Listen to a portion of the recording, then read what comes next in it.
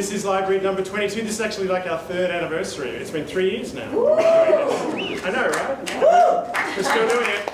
The way LiveRead works is that we have 2 scripts that we've selected from a screenwriting competition. I read all the scripts. We had a bigger number for us this time around, and it was really tough. So we selected 2 winners. We have Rick and Sarah. Rick Kramer first. Congratulations. And Sarah Casey. Sarah is there. Oh, in front. So they delivered their 30 pages. They've been read. They were selected. It's all cast. We have an amazing bunch of actors that we will applaud muchly later on. But the other big part of why we're here is that not only do we read the scripts with amazing actors, interesting pages, we also get an industry insider to come along. And tonight we're very lucky to be joined by Hannah, who is sitting over there. Hannah Rosa from is a literary manager. Thank you so much for coming, Hannah. We are very grateful. Meanwhile, let's get on to Sarah's script, which is a TV pilot. Yes. It's a TV pilot. Arrangements, good and plenty. Teaser, interior coffin day. A small stream of light shines through a crack of an old wooden coffin. Biddy, 10, a tomboy with long, unbrushed brunette hair, freckles, and a naturally sneaky look, lays with her hands folded on her chest. She speaks with a small southern accent. Sad heart funeral music plays on a record outside the coffin. Ladies and gentlemen, thank you for coming. We all know you meant a great deal to the late, great Biddy Ballard. Why, she was only 10 when the tragedy occurred. Biddy shifts her body around. Oh, shit. Oh.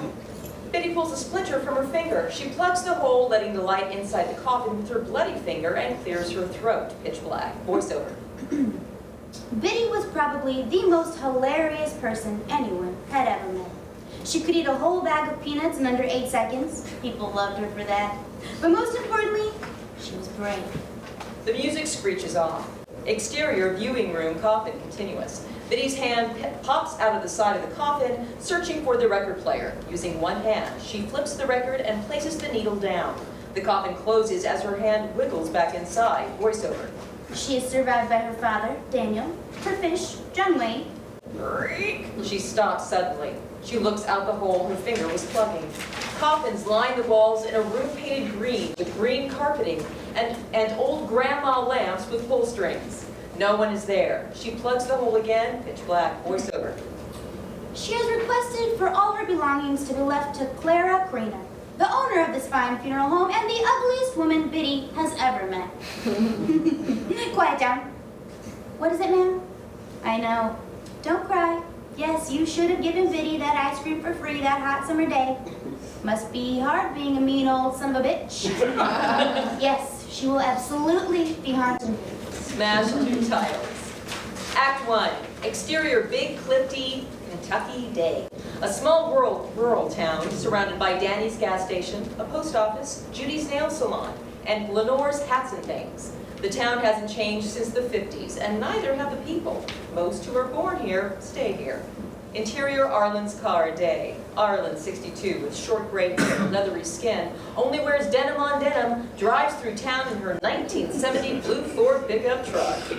Women with large hair and men in cowboy boots walk in the road. A sign posted outside the nail salon reads, "Welcome, our 851st town citizen.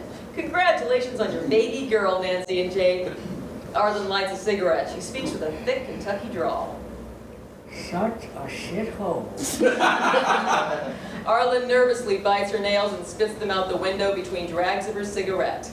Interior funeral home parlor day. The parlor has dark wood floors and green walls with fresh flowers and vases scattered throughout. Clara, 63, always looks her Sunday best, with long, beautiful gray hair that she keeps pinned as tightly as her personality and busy eyes. She speaks with an upper-class Blanche Devereaux accent. She walks around frantically. Josh, 31, always smells of cigarette smoke and whiskey. Originally from Montana, the everyman for the funeral home follows her with a notebook and pencil. He's not writing anything down. The paint is chipping all over the damn walls. We look like we live in one of those hobo houses. I don't think you're supposed to say hobo. What else should I say? Gypsy? Listen to me. Get on the ladder and sand it first and then paint it so that it looks smooth and finished. I thought Leonard sanded it. Leonard always said he was going to do things and never did. He always said he would die after me, and see how that worked out? So he didn't sand it? Clara, still focused on the wall, rolls her eyes. Forget it. Easier if I just do it. Josh follows Clara to the stairs. Man, the stair is broken. I almost broke my neck, though, way up last night. Probably because you drank 5 glasses of wine. Clara takes off one of her heels and does that. Josh flinches. Josh flinches and slams her nail into the stair. Well, look at that. I fixed it. Clara marches off down the hallway proud, wobbling a bit while she fits her foot back into her heel. Josh follows. Interior, Arlen's car, continuous. Arlen sees a woman she knows and slouches her body down. Exterior, street, continuous. Jenny Pricker, 62. Large hair, tight jeans, lots of makeup. Standing outside the beauty salon, spots Arlen in her car. Arlen? Arlen Creener? Hi, it's me, Jenny Bricker. Well, I can't believe it's you. Interior, Arlen's car. Shit. She rolls her window up. Her cigarette drops into her crotch. Arlen slouches down to attempt not to be seen more. Her hand searches for the cigarette. The cigarette falls onto the floor of the truck, which begins to fill with smoke. Arlen peeks up to see that she's past Jenny. This was a terrible idea. Interior, coffin, continuous. Footsteps are heard coming towards the viewing room. Biddy grabs her mouth, releasing her hand from the crack in the side, which brings in a stream of light across her face. Oh no. She waits silently. The footsteps stop. Biddy clears her throat. As I was saying, Interior, funeral home parlor, continuous. Josh stops walking and tilts his head like a dog. What was that? Probably Leonard's ghost come to tell me what an awful job I'm doing. It's been 6 months. 12. And I still am screwing everything up. But I did fix that stair. That's something. Josh rolls his eyes. Clara becomes immediately distracted again by all the things wrong in the funeral home. And look at the chandelier. It definitely needs replacing, Joshy. But don't get anything too gaudy, though. Everyone will think we're trying to match Carl's funeral home over in Maysville. I swear I heard something. We don't want people getting the wrong idea or trying to break in here thinking we're all rich with chandeliers. Josh walks around, head cocked to the ceiling. Actually, you know what? I know the guy at Lotland down in Maysville. I bet I can get a better price. He used to pay me $5 in high school to see my fun bags. Clara shimmies and notices Josh is not paying attention. Josh, have you not been writing any of this down? I don't pay you to look good smoking cigarettes in the garden. Now, we only have a couple days before the Big Tick's funeral. They're rich, Josh. Rich. We need this. Bad. It was like everyone in this town decided to get healthy as soon as Leonard died. We haven't had one stiff in here for months. Marty Alice was doing a promotion on lean cuisine for a while.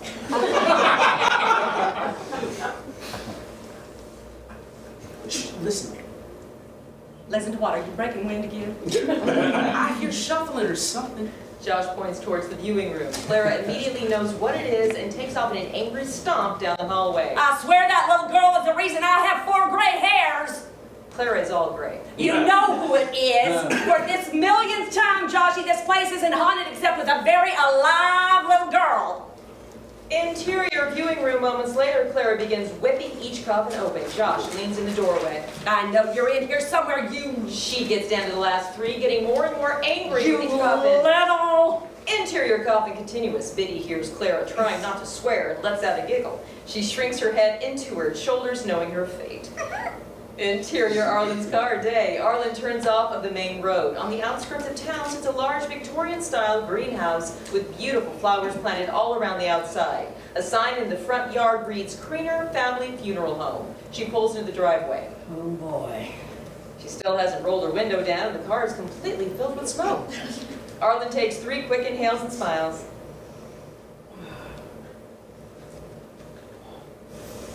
That's real nice.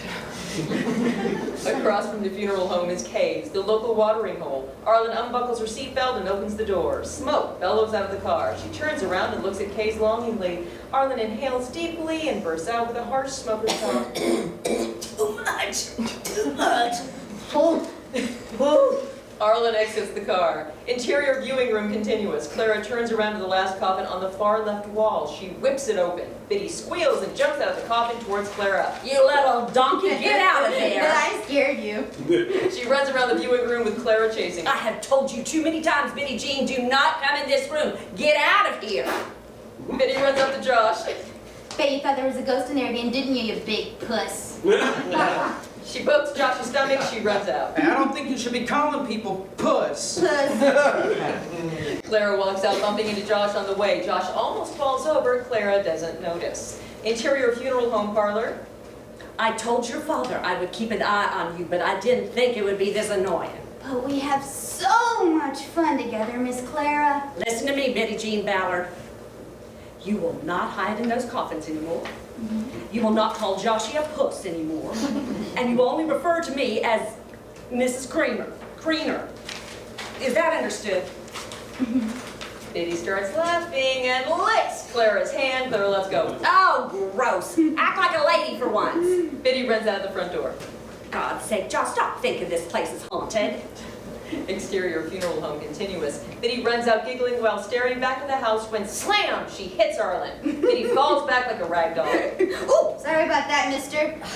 Arlen helps her up. Who died? Excuse me? Oh, sorry, a ma'am. See, normally the only reason you would be here is if someone died. Yeah, well, you don't normally see little girls running around funeral homes either.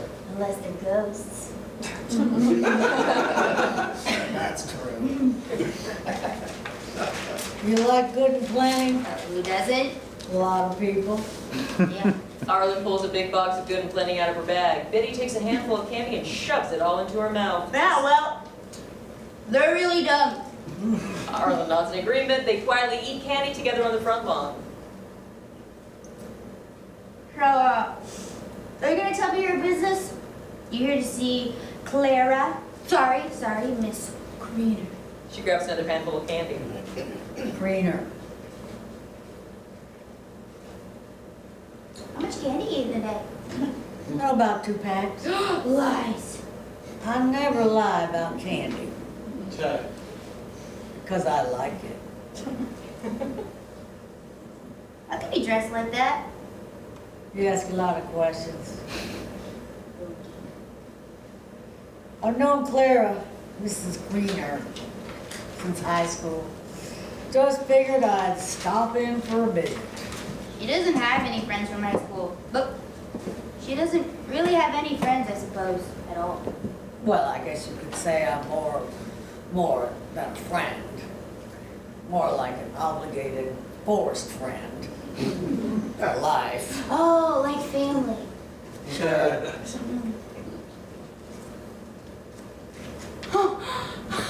Are you Lenny's older sister? The drunk?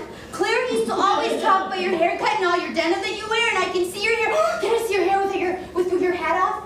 Arlen pats Biddy on the head, grabs her bag, and walks past her into the house. Oh. Come on, I'm sure it doesn't actually look like a blind possum cut it. Interior funeral home parlor moments later. Arlen takes off her cowboy hat and sighs. Clara turns around startled. She looks as if she's seen a ghost. Hey there.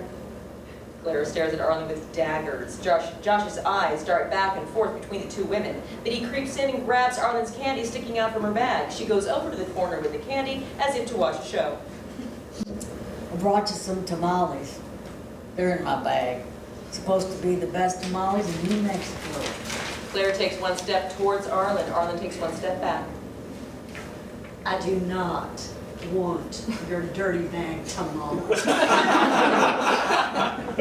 Clara, I know you're mad, but if you just let me tell you what happened. With every sentence, Clara takes one step forward, Arlen one step back. You don't deserve to explain yourself. You are a coward. You are a drunk. You missed your brother's funeral. Now get out of my house. Watch it, Clara. You've probably been off at some bar getting toasted on whiskey, yesterday's peanuts, you old cow. Well, ain't that the uptight hog calling the cow black? Don't you dare call me a hog. Josh pulls out a cigarette and lights it. Go outside. Go outside. Josh walks outside. And you go on and go outside too. Go roll in the mud or hit a mailbox with a baseball bat or something. She's not gonna listen to you.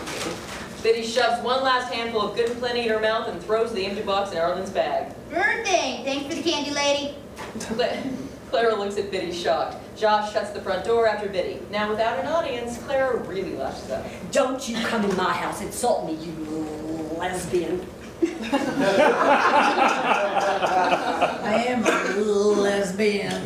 You know, calling me a lesbian is not gonna hurt my feelings. How about an ugly lesbian? An ugly lesbian who doesn't have the balls to show up at her brother's funeral when all he ever did was try and help her.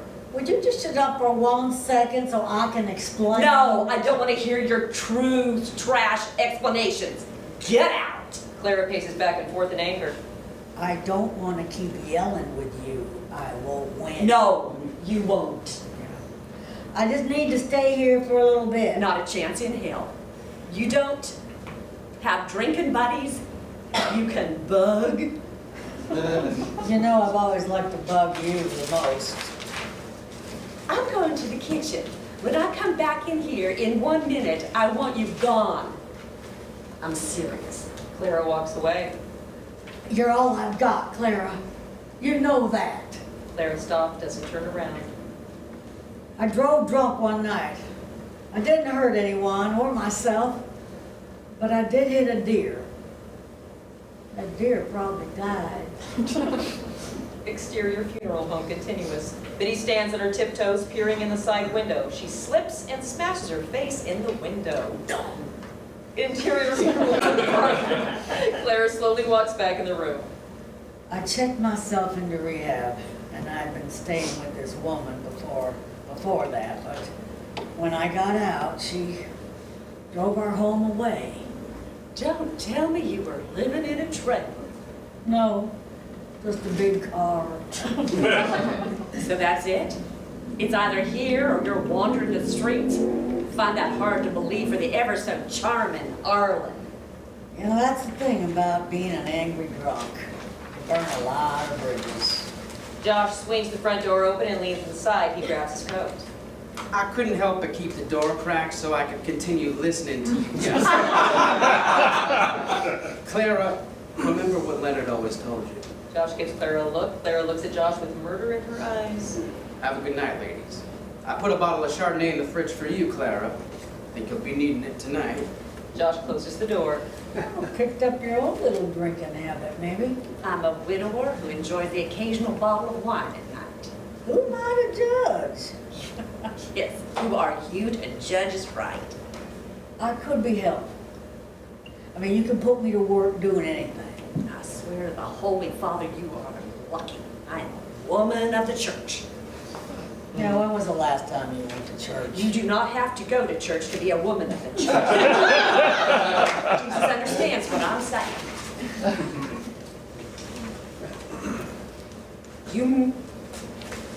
You mess up anything in 1 week and you're out of here quicker than your mother could unbutton her overalls. You shouldn't talk about your mother-in-law like that. I agree to your terms. Thank you. You can stay in your brother's room. In your room? The only way our 40-year marriage worked was separate bedrooms. Arlen grabs her bag and walks up the stairs. Clara watches her. What was Josh talking about? What did Leonard tell you? Nothing that concerns you. I'm sorry. I wasn't there for you when Leonard died.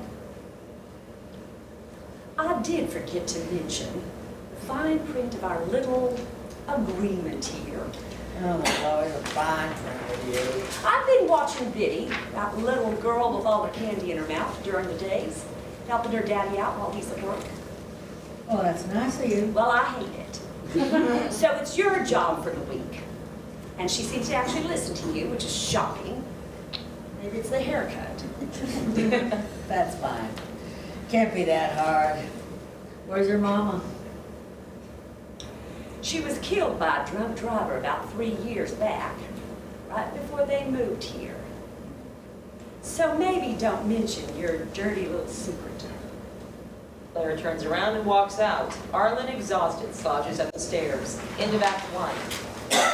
Act 2, interior of Biddy's apartment day. A small studio with just one bed, a pull-out couch, and a kitchen table. There is a picture of her mom on the bedside table with a note next to it that reads, "I have another late night one tonight, honey. Dinner's in the fridge. Go to sleep by 9. Love, Dad." Biddy walks to the fridge and looks inside. Beef noodle again? Ugh, barf. Biddy opens her closet and puts on a denim shirt. She buttons the shirt all the way up. She slicks her hair back so it looks like she has short hair, just like Arlen. Where'd all my good and pleasant go?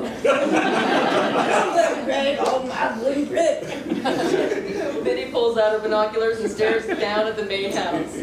POV, point of view, Biddy's binoculars. She watches as Arlen unpacks her suitcase. Josh combs his hair while smoking a cigarette in the garden, and Clara pours herself a glass of wine in the kitchen. Biddy grabs a book titled Biddy's Funeral Book and scribbles notes inside of it. Interior Leonard's room night. Arlen, wearing the pajama set that's blue with cowboy boots on it, walks around the room looking at all of Leonard's belongings. There are old-time joke props lining the shelves. Clara walks in with fresh bath towels. Here are your towels if you choose to use them. I guess I'll shower this week. Maybe then the house will stop smelling like tamales and regret. Claire sees Arlen's pajamas. Those are Yes. Clara needlessly adjusts things in the room. She fiddles with the curtain and rolls the blankets on the bed down. Lenny was such a large personality. It's strange to imagine him gone. You don't need to imagine, honey. He is gone. Have you been doing okay? I'm fine. I actually wanted to tell you this earlier, but I'm sober. I've stayed sober, so I've been doing really good, real good.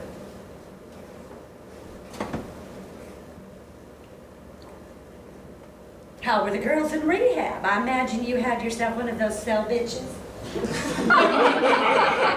It wasn't prison. I had my own room. Claire starts to leave, closing the door behind her. Arlen grasps before it shuts completely. You look good, Clara. You look like hell, Arlen. Clara turns out the light and shuts the door.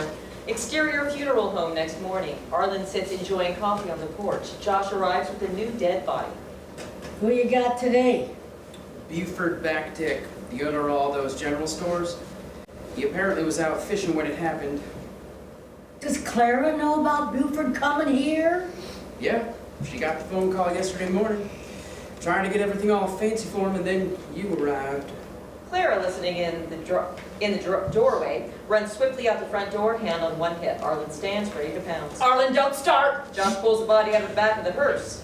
Buford Backtick? This is my funeral home, not yours. I'm not changing my plans because you decided to show up yesterday. The Backtick sisters! Arlen, it's been more than 40 years since high school. I bet they barely remember calling you Leslie 2x4. You do. It was catchy.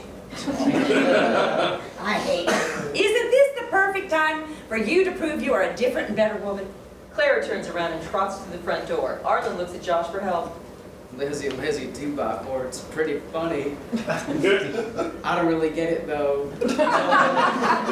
Shut up, Josh. Arlen stomps inside. Interior funeral home parlor. Biddy leaps out from behind a plant with a notepad in hand. Arlen jumps. Clara arranges flowers. Who's the body? Who we got today? Biddy, what did we talk about? You can't keep crashing the funerals. You creep out the guests. Just like to ask them questions. Asking them if they think they're next is not appropriate. Arlen brushes past Biddy. What am I supposed to say to those people? Isn't there a step in this process where you apologize for being a drunk?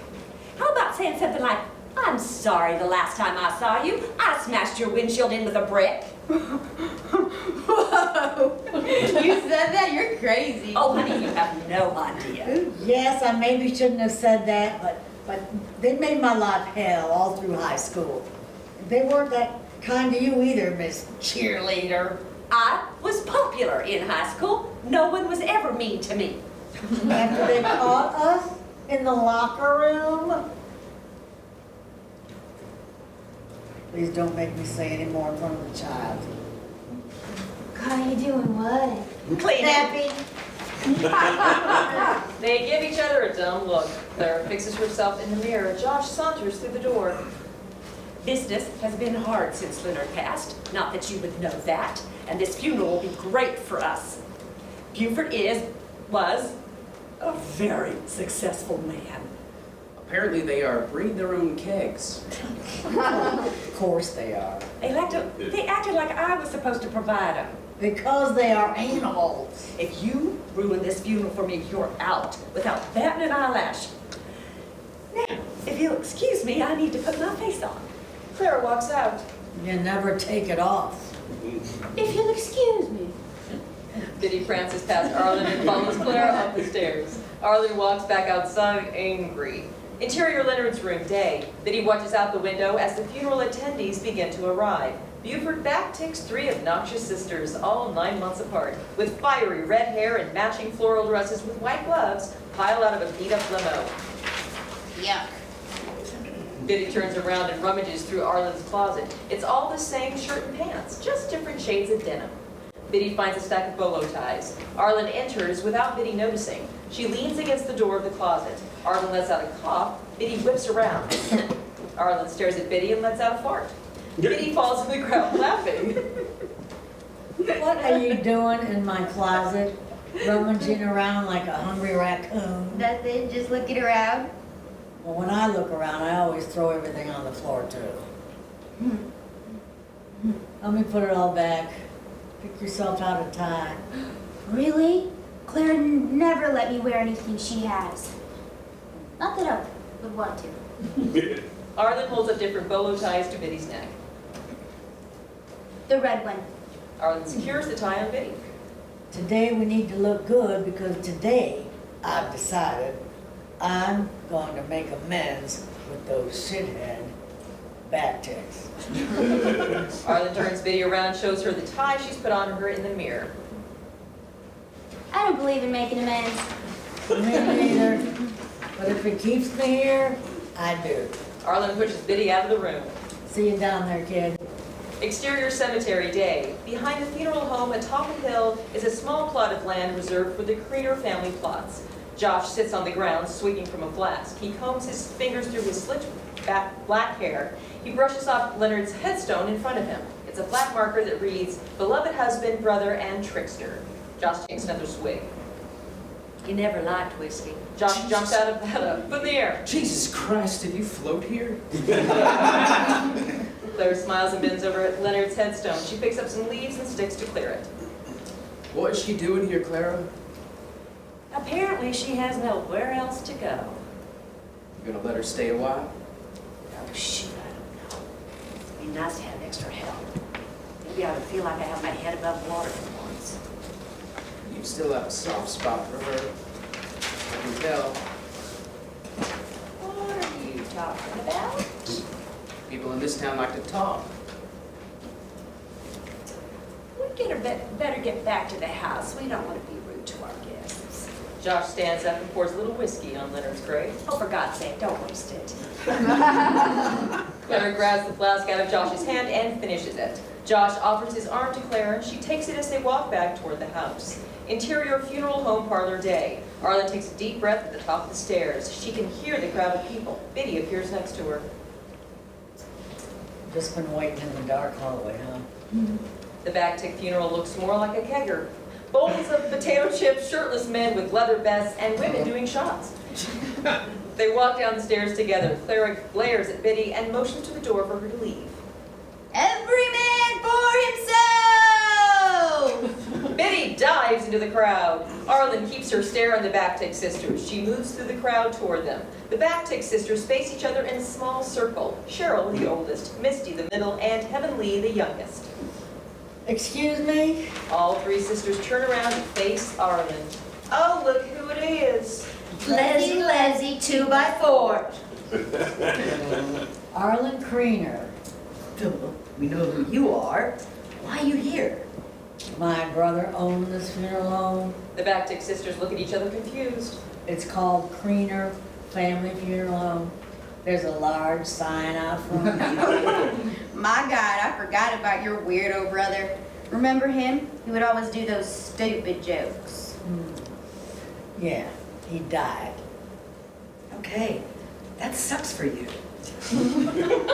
Anyway, I just want to say that not only am I sorry for the loss of your brother, but I'm sorry about everything that happened between us in high school. Specifically, smashing your windshield and on the last day of senior year. Why are you even still talking to us? We're in mourning. Cheryl shoos Arlen away. Interior viewing room continuous. Biddy watches as the Bactic sisters are mean to Arlen. She looks around, plotting her revenge. She sulks up to the casket.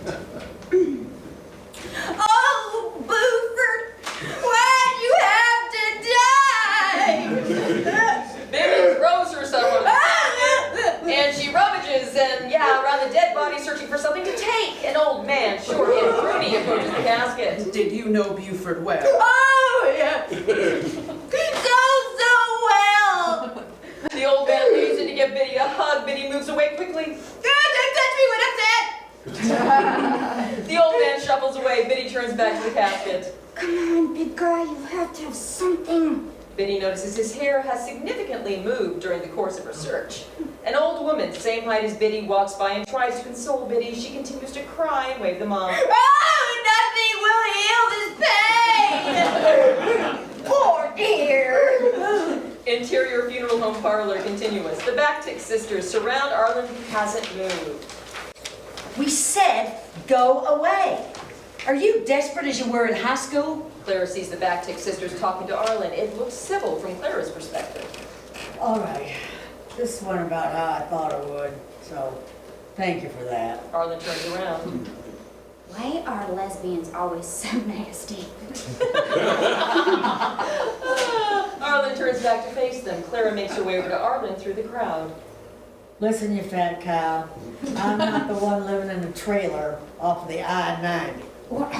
Arlen grabs her mouth. Clara stands behind the group and only hears the last thing Arlen says. The Bactic sisters look at Clara, groan, and walk away. Arlen turns around to Clara. Sure are turning over a new leaf, aren't you?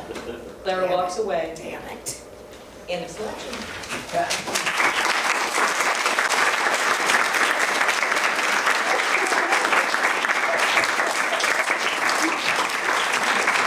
While I'm here, before we get into it, Kim, who read the narration, does all our casting, and can we thank her because she did amazing.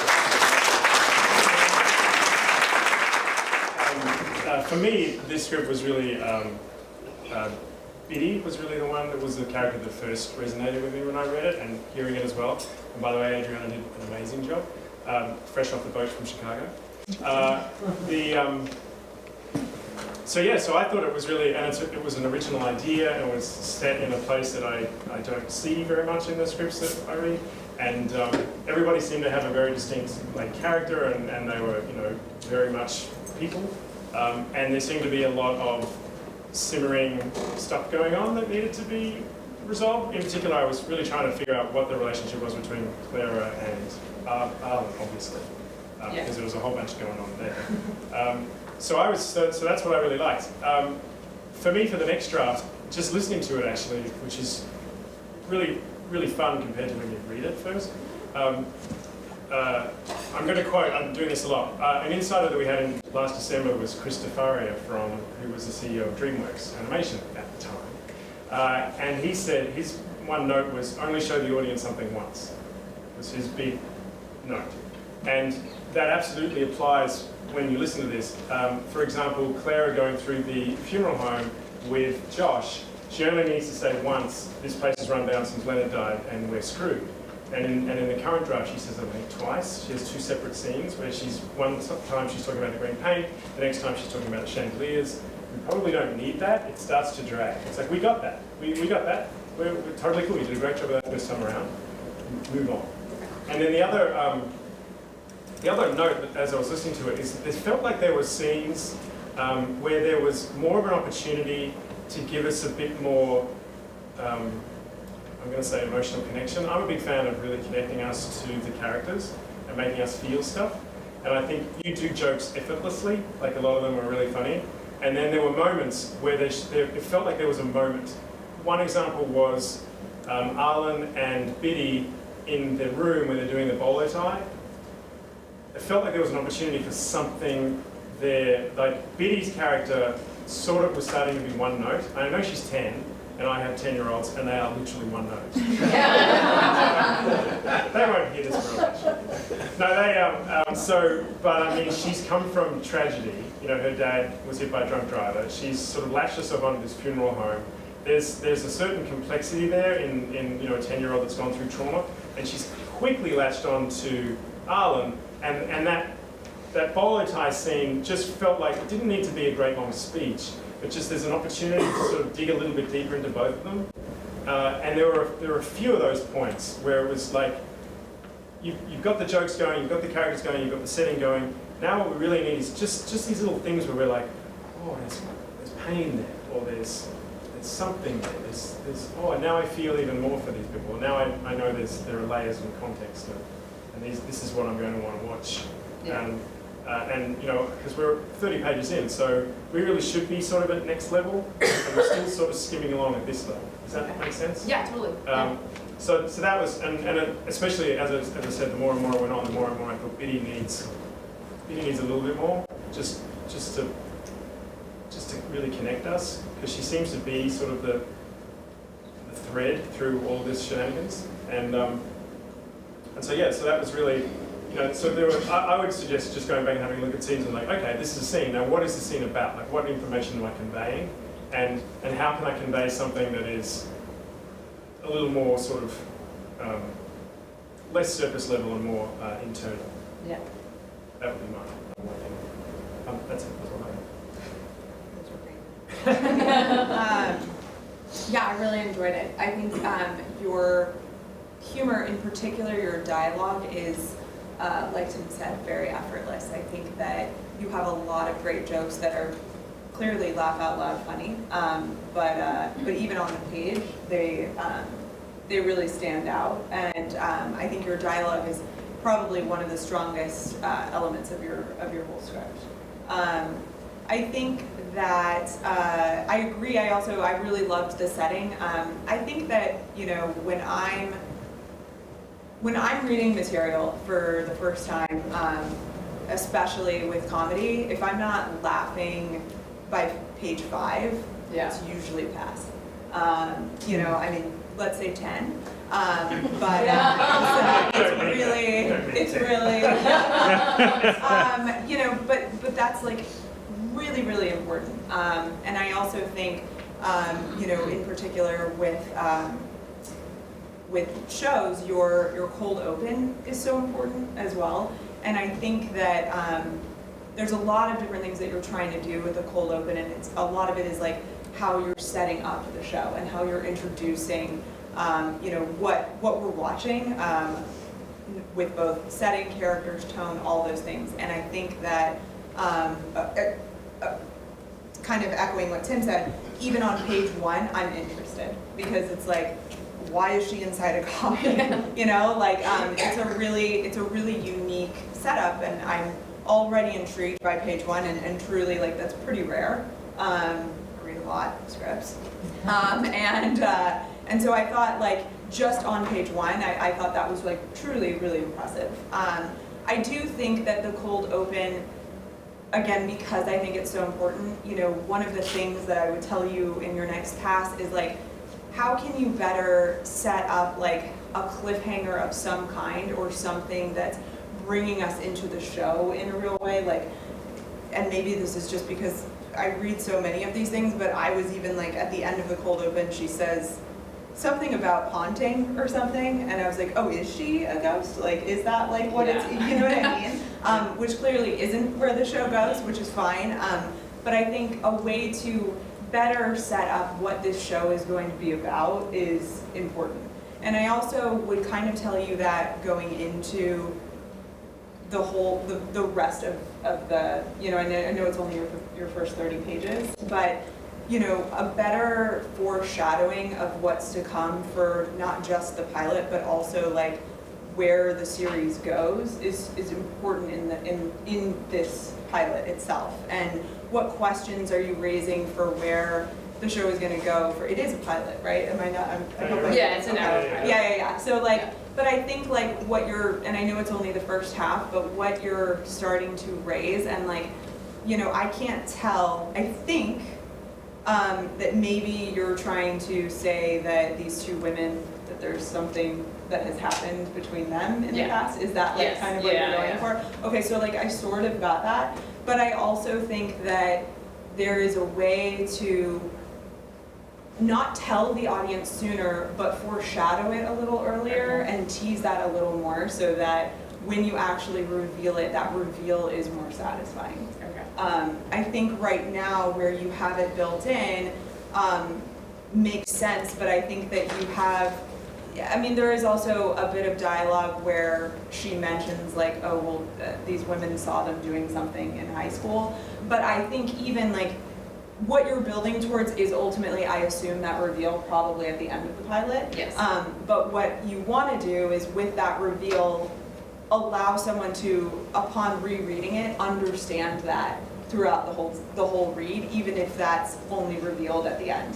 And I think right now, when Arlen, it is Arlen, right? Yes. When she arrives, I think that there's a way to make that first interaction much more emotional, because right now I really am reading it as just like, this is this woman's sister-in-law, and that's kind of it, and that's kind of all that I'm taking away from it. I think there's a way for you to make that first interaction that we see between them much more powerful and much more emotional and much more layered, that we don't necessarily understand in the moment, but that becomes clear to us by the end. Okay. Yeah, totally agree. I just want to throw into the just another one of my examples. When Arlen meets the sisters, their reaction is just, I mean, they're talking about something that happened 40 years ago, and they all have this sort of similar reaction. I think there's another opportunity too.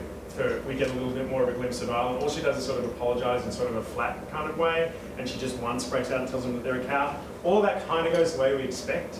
And one thing that I preach relentlessly is sort of be aware of what we're expecting, and try to give the reader something else, because it serves two purposes. One, it shows the reader, and you can correct me if I'm wrong, but it shows the reader that you've thought about the cliches and that you are aware of them and that you're deliberately fucking with us. Okay. And so it's like, when you read that, it's like, hang on a second, this person's gone next level. Like they're not just delivering the cliche, they've actually thought it through and they've come at it from a different angle. And that scene in particular is just screaming for different angles. I mean, you've got three women living in a trailer from high school who think they're better, and they're at a kegger funeral. And all they're saying is, why are you talking to us? Yeah. That's it. That's their only interaction. So it's like, oh my God, that could be, I mean, all three of them don't have to be the same. You've got three different people. One of them could be throwing themselves on it. It was like, I always, I've been having feelings lately, or it's like I should have given you a kiss. I mean, there's also they can come at her in completely unexpected ways. Yeah. Which also reveals how she reacts to that. Reveals a lot about her, because we're still getting to know her. So that interaction is, again, every time she's interacting with someone different, you get an opportunity to show us more about her and the world that you're trying to build. And so I just would really, that just screamed at me as an opportunity that was sort of left at the moment. And also especially with what Hannah was saying as well. Yeah, absolutely. Yeah, cool. Okay, that's what I got. We'll throw it open for a few. Anybody got anything? Look at that, we're so good. So good. No, it's not. Yes? Just as the reader, it felt like I could go, I wanted to go deeper. I wanted there to be more variance in where I was going. It just felt like it was richer, and you'd done such an amazing setup of everything that everything could just go richer and deeper. Okay. Yeah, totally. Yeah. Easy, right? Just Just do it. No, I agree. Anyone? You don't have to. Look, I'm scared of it. Yes?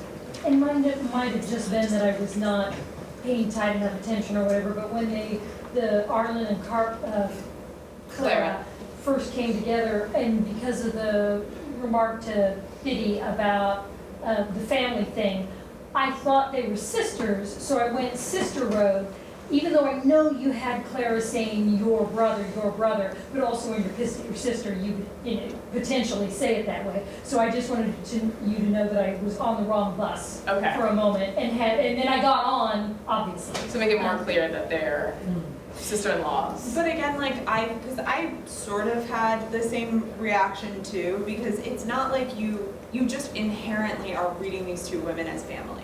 And you don't see it necessarily as anything else because you're not writing it in any other way. And I think, again, if you can build some sort of other tension between them in that first scene, I think it will help better establish that there is some sort of shared history between these two women that goes beyond family, whatever.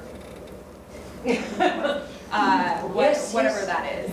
Does that make sense? No, that does, yeah. And I don't think you want to be too, it needs to be subtle, I don't think you want to be too obvious about it either, because that's the whole point of what you're building towards throughout the pilot, but yes, because I don't know if I read it that way or not, but I totally understand what you're saying, and I think that a lot of that just has to do with just making it feel like there's something else happening there, so that you have room to build that. Does that make sense? Now I feel like I'm just repeating myself, but yeah. No, that does. That's Right, do you have anything for us? So, any questions? Any comments, thoughts? Actually, can I say one more thing? No. Another compliment to you. Something that I look for a lot when I read material is voice. And I think that something that you also do really well in this is that you actually have a voice in even your exposition. And I think that that's really difficult sometimes to achieve. I don't know, I made notes on specifics that I'm probably not going to be able to find in this quick second, but even when you're talking about, you say something about Arlen and how she only wears jeans, but it was maybe you said it in a way that was there's humor in your exposition itself, and I think that is really difficult, and so often you read descriptions that are just kind of very basic, and that's fine too, and there are a lot of writers that write that way, but I think your voice comes through even in your exposition. I think that's really kind of awesome. Thanks. Yeah. So did you have anything? I did, yeah, I had a couple questions, and you kind of touched on one of them already, about the relationship between Clara and Arlen, because at the end, they do kind of have this dance together, and you kind of get that relationship and their history of that relationship more. My question is that should I, and you kind of touched on it earlier a little bit, but I want to expand on it, should I touch on it more earlier on? And also did that one part where they're talking to Biddy, and she's like, please don't make me say more in front of a child, and they say what were you doing? And she says one person, what Clara says napping, everyone says cleaning. Does that come across as they were caught fooling around? And should it be more earlier on so you do get that Well, I guess because again, because the whole pilot up until then, I'm just reading it as all that you've sort of hinted at the whole time is just here are two women, or here are two sister-in-laws who one is mad at the other because she wasn't there for her during when she was grieving her husband's death, and that's it. Yeah. And then the first introduction of that there's anything more between them is wait, they fooled around in high school? That is kind of why it comes out of nowhere a little bit. As opposed to if you are somehow addressing from the moment they meet, because all you're addressing, their only conflict stems from her not being there when the husband died. And I think you have to hint that there is something else, but you're not telling us what it is. Yeah, and I think that's what I need to do, because I feel like that's what kind of questions. So Yeah. I was like, I need to show that more because that's like the stem of most of their hatred toward each other is that they like love each other so hard, and like Clara wanted to be with her but then couldn't, and so that's why she was with the brother. But I should show that more. Well, yeah, but not show it in that. Yes. Yeah. Just show that that her hatred runs deep and in a different level just from you weren't there at my husband's funeral. Yes. Yeah. Right. It doesn't. And I think that's what you're saying. Don't reveal like, oh, I wanted to be with you on page 5. Yeah. It's like, I hate you. And we're all like, but she didn't show up at the funeral. Okay, cool, but she really hates her. Exactly. Yeah. Why is that's weird? So yeah. Okay. What was the next? And then I also had a question. I had a couple of questions. Do you think this would benefit from going down to a half hour? Because right now I have it at an hour. And I like it at an hour, but I was curious as to the kind of the pacing, if it would benefit cutting it down. I think that's hard without knowing where it goes in an hour. If you cut it down to a half hour, you couldn't just cut it where it is now. You would have to restructure the entire thing to basically set up a bunch of questions and then therefore answer some of them so that like by page 35 you know where everything is going. So like absolutely. It would be a lot of work I think, to restructure it as a half hour. But I also think that's really, I think in this day and age, like tonally, like it certainly could work as a, as a like, what do they say, dramatic half hour. Yeah. But I don't think you necessarily need to do that if you have always seen it as an hour. Okay. And that leads to my last question is like, when I submit to competitions, I kind of have trouble because I feel like now they do like the hour-long comedy and the hour-long drama, and I feel like it's funny, but it's not like a joke machine, and it's dramatic, but it has like this weird middle ground where I don't know which to kind of submit it to, and so like I was gonna say like, what do you recommend based off of like what you heard? Like, is that what would you call it? kind of, because I feel like people kind of shy away from the dramedy title, and so I don't really know. No, I have the same problem in my life. Yeah, I don't know what to call it. Basically, you just crash out of competitions. That's really great. Because no one knows how to deal with it. They're like, it's not comedy, it's not drama. What is it? Yeah. I don't know. I think I would pony up the cash down to both. Okay. Give it a whirl, and see let the judges decide. Because, I mean, if you can afford it, you don't have to make the choice. That's what I've done in the past. I don't know. Do you have? Yeah, I mean, I guess I still see it as an hour-long drama. Okay. If that's, like, I don't think it's not that. I think you're right in that maybe it is less dramatic than, This is us. Sure. But I also think that, yes, maybe as an hour long right now currently, it's maybe not quite emotional enough or dramatic enough, but I also think as you start to tease out earlier the relationship between these two women, that's going to come. Okay.